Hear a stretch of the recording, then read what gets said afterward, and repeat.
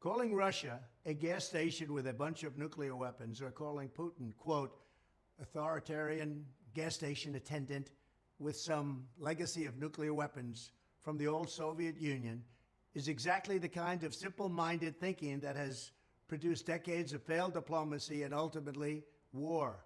And where is that war going?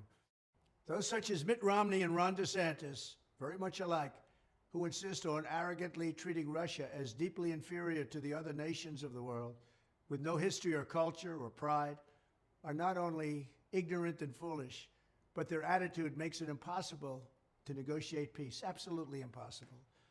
Under my administration, we were tough on Russia, tougher than any administration before, but we also demonstrated respect for Russia and the Russian people.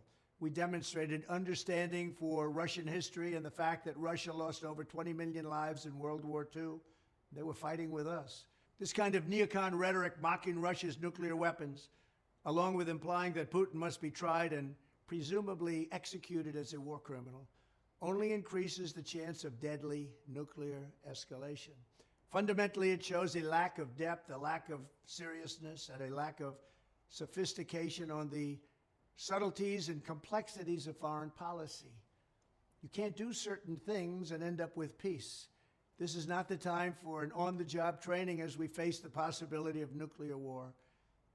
And our leaders, if you call them that, got us there. This is where we are. The word nuclear was never even mentioned during the Trump administration. Now it's being mentioned every hour of every day. We need a statesman and a peacemaker in the White House, not someone who recites mindless and recycled talking points to win the approval of the failed foreign policy establishment that didn't know what they were doing. In 2024, I am the only candidate who can prevent World War III. I will prevent World War III. There's nobody else that's going to do that. Thank you very much.